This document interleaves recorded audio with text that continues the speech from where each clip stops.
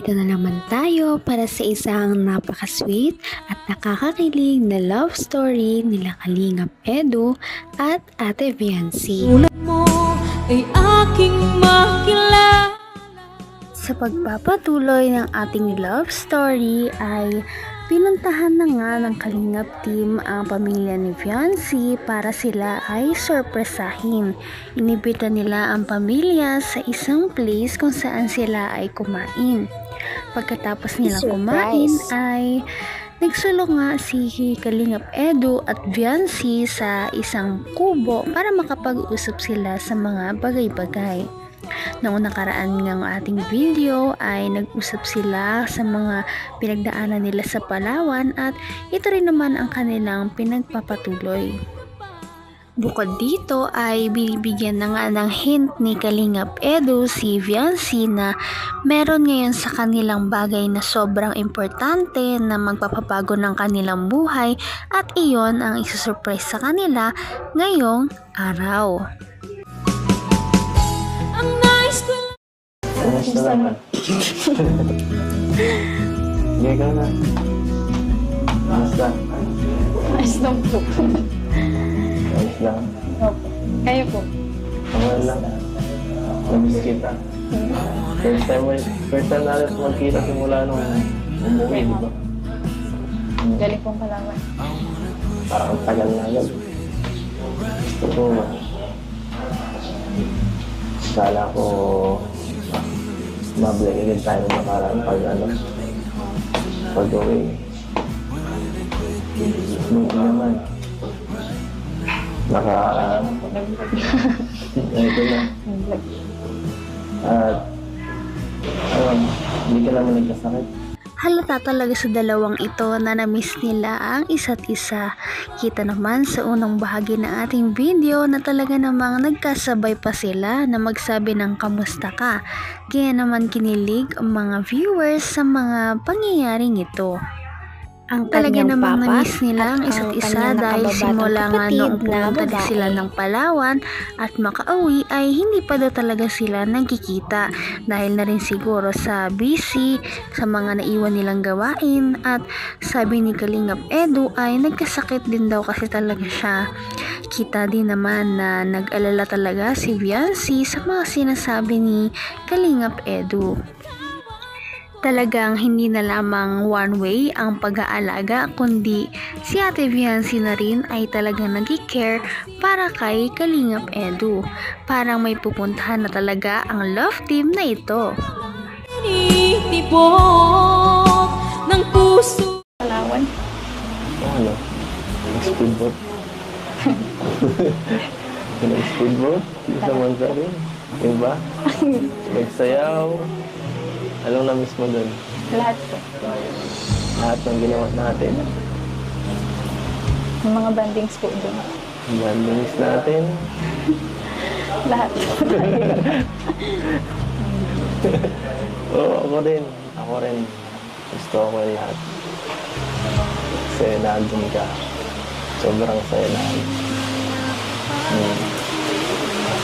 Sobra. Kaso, yan mo susunod. Sama natin sila mama mo naman. Para mas masaya kasama family mo, di ba?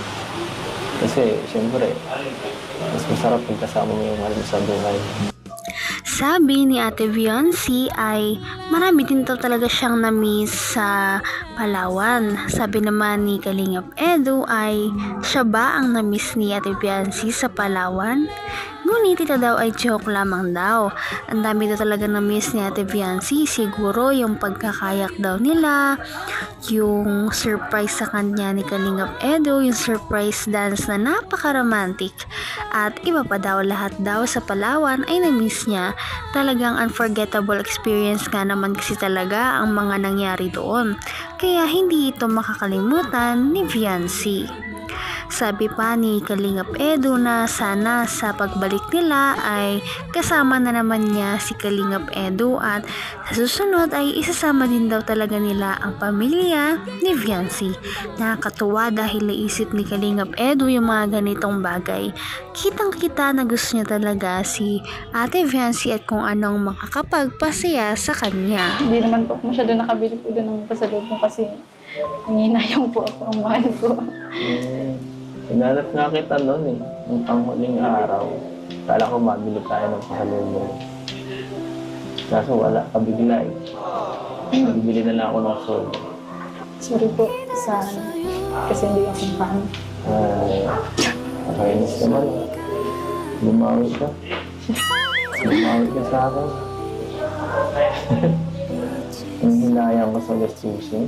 Dami mo namang sponsors nung para sa sa pagpalawan. Binigay ko po kay mama yung diba? Lang po yung dinala ko. Konti lang. Kundi lang. Tapos tsaka po yung mga po baga doon mga bilihin, mga mahal. Yung mahal. Nabanggit nga ni Ate Viancy na hindi daw siya nakabili ng ganon karami na pasalubong dahil overpriced daw ang mga bagay doon sa Palawan. Kaya naman sabi ni Kalingap Edu na dapat daw ililibre niya si Ate Viancy noon kaso lang hindi niya daw ito mahagilap.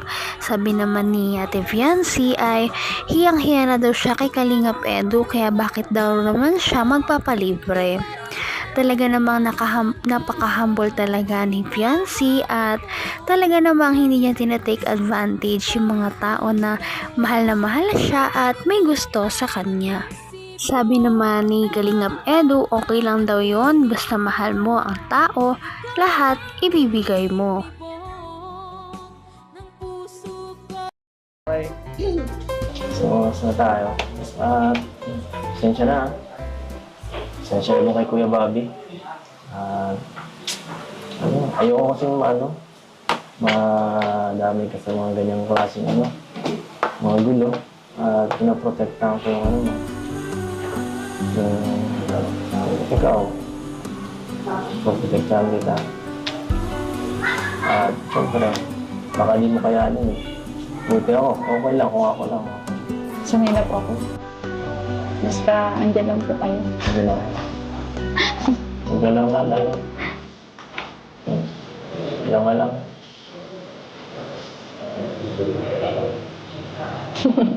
Hindi naman ako alit. Simple lang ako. Simple lang. Andyan lang. Nakamit kita. Humingi nga ng patawad si Kalingap Edu dahil may dumating na mga Kalingap team na talaga namang nanggugulo sa kanilang dalawa. Kaya naman nagsorry siya at sabi naman ni Ate Viancy ay okay lamang daw yun. Sabi naman ni Kalingap Edu na nagsasorry daw siya dahil baka daw sobrang gulo nila at okay lang naman daw kung siya ang ginugulo, ngunit sabi niya kapag si Ate Viancy daw ay kasama, talaga namang nababother daw talaga siya. Kaya naman sabi niya na gusto niya daw na laging pinoprotektahan si Ate Viancy at gusto niya laging itong safe, komportable at okay lang. Kaya naman, kinilig na naman si Viancy at hindi na naman makatingin kay Kalingap Edu. Nakamit kita. Diba siya wala? Sana mga safe.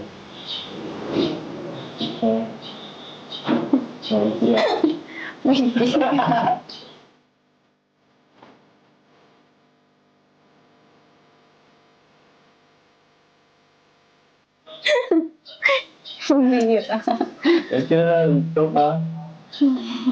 Hindi man pala suntok. Hindi ako.